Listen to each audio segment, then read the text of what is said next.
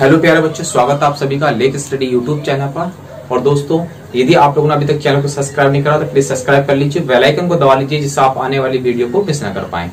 प्यारे बच्चों, आज हम ट्रिग्नोमेट्री का 6 पार्ट लेकर आए हैं। यदि आप लोगों ने अभी पिछले पार्टों को नहीं देखा है तो आप यूट्यूब पर जाकर वहां पर सर्च करें लेक स्टडी, तो आपके सारे पार्ट वहां बीच में निकल कर आ जाएंगे। आप उनको पहले देख लीजिए, तब उसके बाद 6वां पार्ट देखिए।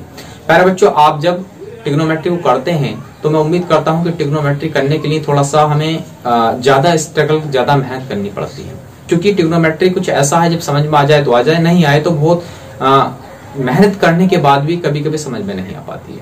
तो इसीलिए मैं कहता हूं कि आप ध्यान पूर्वक वीडियो को समझें। एक बार में समझ में नहीं आए तो वीडियो को दोबारा देखें और तब उसके बाद आप बुक्स उठाएं और बुक से क्वेश्चंस को देखें, फॉर्मूले वहां समझें और तब पढ़ने की कोशिश करें। तो आज मैं थोड़ी सी बेसिक कुछ फॉर्मूले को लेकर आया हूं, उसके बाद हम क्वेश्चन पर चलेंगे। बेसिक फॉर्मूले क्या होंगे तो देखते हैं उन क्वेश्चनों को। सबसे पहले प्यारे बच्चों ये ध्यान रखना कि हम सबसे पहली वीडियो में बता चुके थे कि sine is equal to sine theta is equal to लंब बटे कर्ण होता था, लेकिन आज हम समझेंगे कि sine theta is equal to कुछ ऐसा भी होता है। क्या होता है? Sine theta is equal to जो होता है वो किसके होता है? 1 cos थीटा के, कोसेक थीटा के होता है। क्या होता है? कोसेक थीटा के। Sine theta is equal to 1 cosec theta होता है। या मैं इसको ये भी कह सकता हूं कि cosec theta is equal to किसका होता है? साइन थीटा के होता है, 1 साइन थीटा के। ये बात समझ में आ रही है भाई? Sine theta is equal to 1 cosec theta, तो cosec theta is equal to कितना? 1 साइन थीटा, क्योंकि इसको यहाँ पहुंचा तो इसको यहाँ पहुंचा। ये बात आपको ध्यान में रखनी, ठीक है। इसके बाद हम देखते हैं कि फोर्थ पार्ट में क्या होगा। थर्ड में यहाँ से ये हो जाएगा कि आपको कहीं भी अगर मिलता है कोस थीटा, तो कोस थीटा में आपको प्यारे बच्चों करना है इसको कि कहीं भी अगर मिलता है तो जानते हैं कि cos theta is equal to 1 sec theta होता है। और यदि हम बात करें सेक थीटा की तो 1 कोस थीटा आप कर सकते हैं, क्योंकि ये क्या होता है? व्युत्क्रम रूप होता है। हम इसको लिख सकते हैं व्युत्क्रम रूप। किसका व्युत्क्रम रूप है? 6 त्रिकोणमिति अनुपात का। व्युत्क्रम रूप किसका है? 6 त्रिकोणमिति अनुपात का। ठीक है, ये आप लोग ध्यान रखेंगे। उसके बाद हम 5वां नंबर से अगर देखें तो कहीं भी अगर आपको tan थीटा मिलता है तो tan थीटा को हम क्या लिख सकते हैं? हम लिख सकते हैं इसको sin थीटा होता है और बटे में क्या होगा? cos theta. ठीक है, क्या होगा? tan theta is equal to sin theta upon cos theta. या हम इसको ये भी लिख सकते हैं कहीं भी कि 1 cot थीटा भी लिख सकते हैं। क्या लिख सकते हैं? 1 cot थीटा हो जाएगा।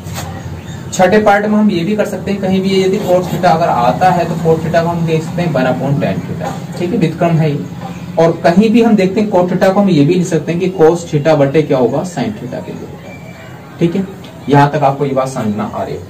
उसी के बाद हम देखते हैं कि ये आपके व्युत्क्रम रूप का ये फॉर्मूला है वो मैंने यहाँ पर आपको समझाया है। क्या है? मैंने यहाँ पर आपको समझाया है। व्युत्क्रम रूप आपको ये याद होना चाहिए। जब तक आपको याद नहीं होगा तब तक आप सॉल्यूशन निकालने में शायद मुश्किल आपको आए, तो इसलिए आप ये विशेष ध्यान रखें। चलते हैं, कुछ क्वेश्चन से लेते हैं और सॉल्व करने की उनकी कोशिश करते हैं। आइए क्वेश्चन देखते हैं।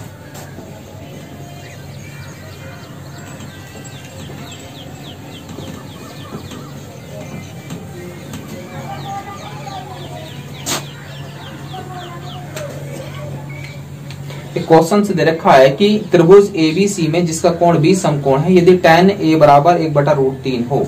ये कह रहा है क्वेश्चंस में, क्वेश्चंस कुछ इस तरह से दिया गया है कि त्रिभुज ABC में, त्रिभुज ABC में, त्रिभुज ABC में जिसका कोण B समकोण है, जिसका कोण V क्या है? समकोण है।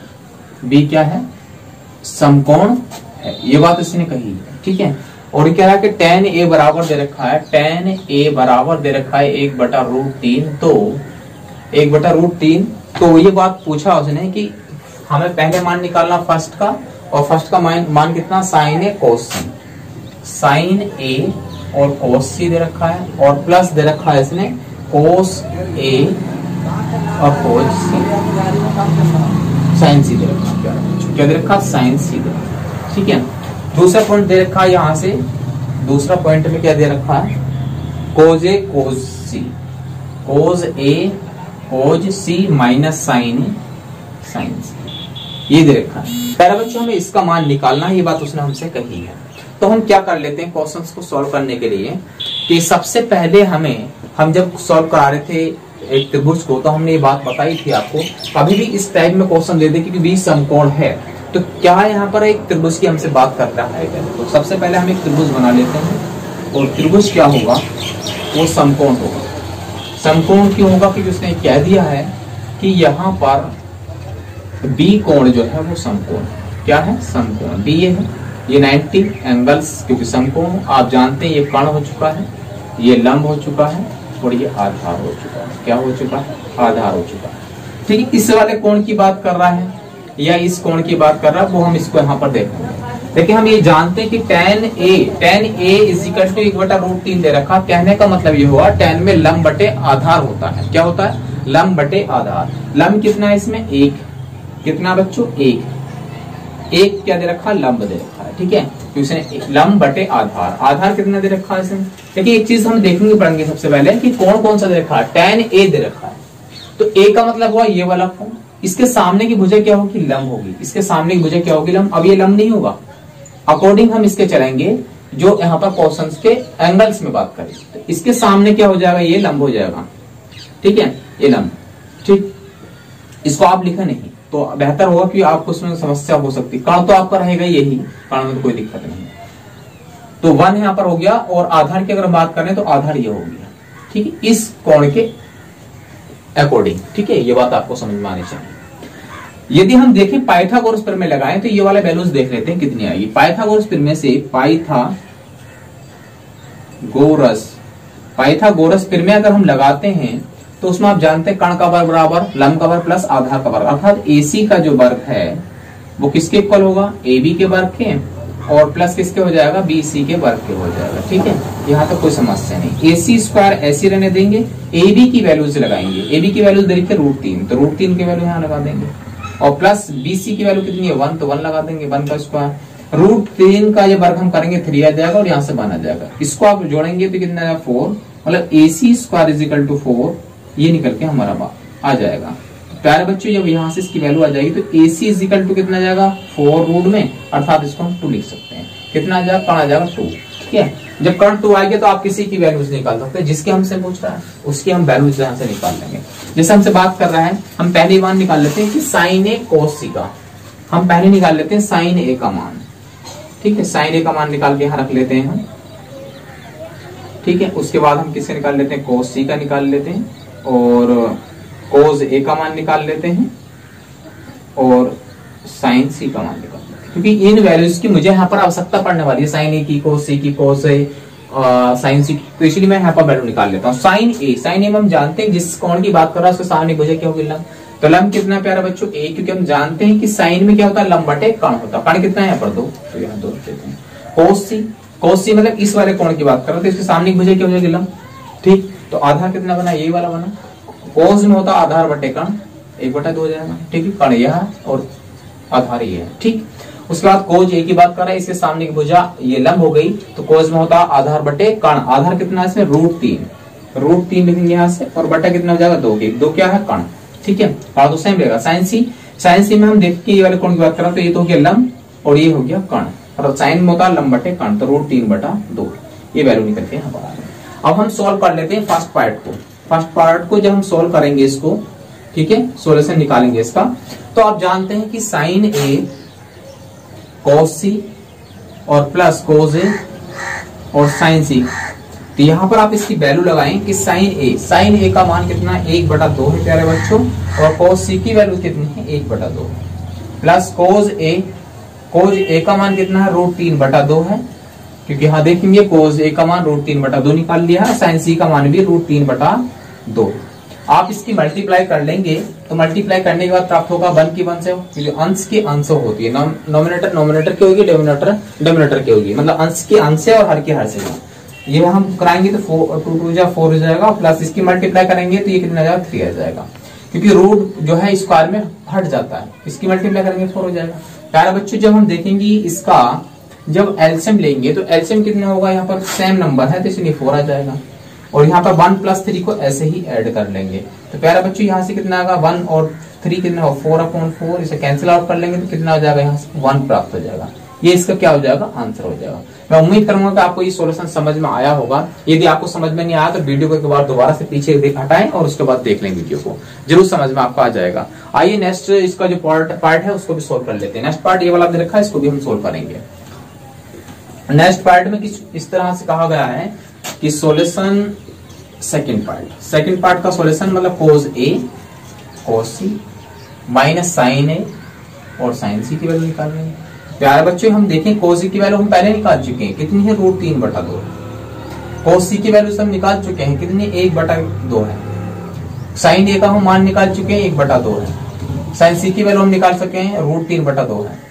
ठीक है, इसको हम मल्टीप्लाई कर लेंगे तो √3 बटा कितना हो जाएगा 4 आ जाएगा प्यारे बच्चों। √3 बटा इसी मल्टीप्लाई करेंगे तो 2 दूनी 4 करेंगे इससे, माइनस ऐसे यहाँ इसकी 1 से √3 से गुणा करेंगे तो √3 बटा कितना आ जाएगा 2 दूनी 4 आ जाएगा। यहाँ तक कोई समस्या नहीं। इससे आप इसको कैंसिल आउट कर सकते हैं, क्योंकि ये प्लस का है √3/4, यहाँ पर √3/4 माइनस का, इसलिए हम इसको कैंसिल कर देंगे तो यहाँ पर कितना है 0। प्यारे बच्चों इसका आंसर 0 हो जाएगा। मैं उम्मीद करूंगा आपको वीडियो का सॉल्यूशन समझ में जरूर आ रहा होगा। यदि वीडियो का सॉल्यूशन समझ में आ रहा है तो वीडियो को लाइक करना ना भूलें और कमेंट्स करके जरूर रिप्लाई देंगे आपको वीडियो कैसा लगा, और अपने दोस्तों के साथ व्हाट्सएप पे, ट्विटर पे, फेसबुक पर शेयर भी करें इसको। आइए नेक्स्ट क्वेश्चन और लेते हैं और नेक्स्ट क्वेश्चन को सोल्व करने की पूरी कोशिश करते हैं और पूरी शिद्दत के साथ हम समझने की कोशिश करेंगे उसको। आइए क्वेश्चन कुछ इस तरह से दिया है, उसको करने की कोशिश करते हैं। क्वेश्चन दे रखा है प्यारे बच्चों कि क्वेश्चन में दिया है कि यदि sine theta is equal to 3/4, ये कह रहा है क्वेश्चन में यदि साइन थीटा बराबर √3 बटा कितना है 4 दे रखा है। साइन थीटा बराबर √3/4 तो सिद्ध कीजिए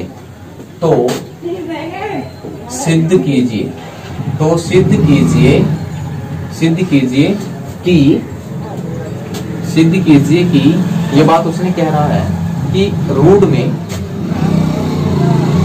cosec square theta minus cot square theta और बटे में जो होगा प्यारे बच्चों वो वहां पर होगा सेक स्क्वायर थीटा और माइनस का 1 इजिकल टू, ये बात उसने कही है √7/3। ये हमें सिद्ध करना है। ठीक है, आपको ये बात समझ में आई होगी कि क्वेश्चन में क्या कहा है कि साइन थीटा बराबर 3/4, तो सिद्ध कीजिए कि रूट में cosec square theta minus cot square theta बटे sec square theta minus 1 is equal to √7/3 होगा। ये बात हमसे पूछिए, तो सॉल्व करने की हम कोशिश करते हैं इसको। सबसे पहले हम प्यारे बच्चे क्या करते हैं, जब सोल्यूशन लेंगे तो हम यहाँ पर LHS ले लेते हैं।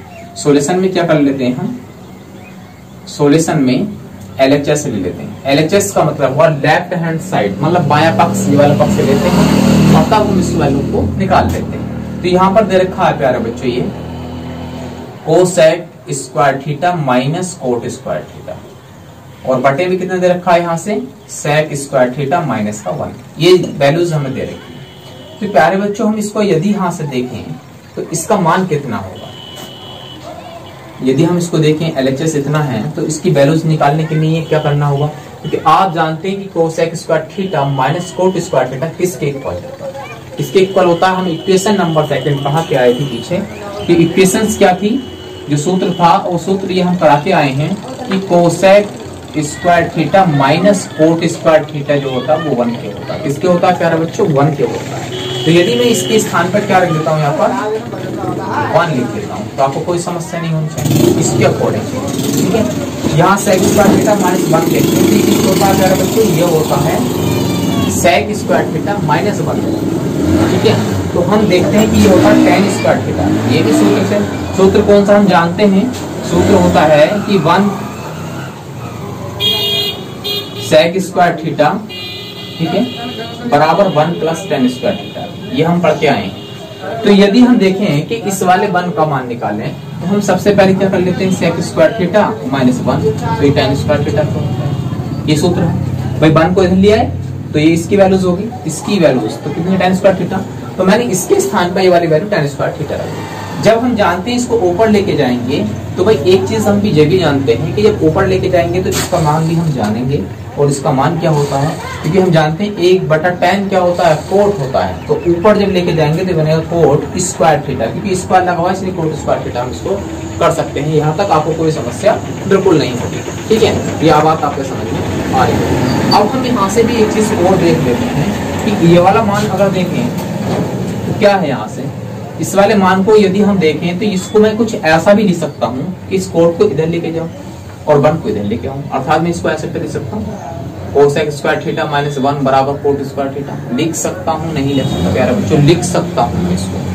भाई 1 को इधर लिया, कोट को उधर पहुंचा दिया। कोट स्क्वायर की वैल्यू कितनी, कोसेक स्क्वायर थीटा माइनस 1, मैं लिख सकता हूँ यहाँ पर इसकी वैल्यू लगा देता हूँ। तो इसकी वैल्यू जब मैं लगाऊंगा तो ये हो जाएगा कोसेक स्क्वायर थीटा माइनस का 1 के हो जाएगा। ठीक है, मैंने इसको यहाँ पर लगा दिया। आप इसको देखेंगे कि यहाँ से जब इसकी वैल्यू लगाएंगे, क्योंकि अब एक चीज मेरे समझ में बात आ गई है कि जैसे sine theta is equal to 3/4 दे रखा है, तो यदि मैं कोसेक का मान निकालूं ऐसे कोसेक थीटा का तो कितना होगा, 4/3 हो जाएगा। मैंने कहा था कि साइन जो है वो साइन का उल्टा क्या होता है, व्युत्क्रम क्या होता है, कोसेक होता है। तो यदि मैंने क्या करा कि इस साइन को कोसेक बना दिया तो 4 ऊपर हो गया 3 नीचे आ गया, राइट। इसकी वैल्यू मेरे पास आ चुकी है कितनी, 4/3, इसका वर्ग और माइनस का वर्ग। यहाँ तक आपको कोई समस्या नहीं होनी चाहिए। ठीक है, अब हम इसका स्क्वायर खोल लेते हैं तो ये क्या हो जाएगा, यहाँ से ये हो जाएगा 16/9 माइनस का वर्ग। अब हम इसके नीचे 1 मान के इसका एलसीएम लेंगे तो ये हो जाएगा 16 माइनस का 9 अपॉन कितना हो जाएगा 9। हम क्या कर लेते हैं, इसको घटा लेते हैं यहाँ से तो 7 बचेगा और नीचे क्या है वो 9 है, तो इसको हम क्या कर लेते हैं, इसका वर्गमूल निकाल लेंगे 3 हो जाएगा। अर्थात कहने का मतलब है √7 अपॉन कितना आ जाएगा 3। यही आंसर था, यही हमें क्या करना था, सिद्ध करना। शेयर करना ना बोले। इसी के साथ मैं आप लोगों से विदा चाहूंगा। नमस्कार, जय हिंद, मिलते हैं।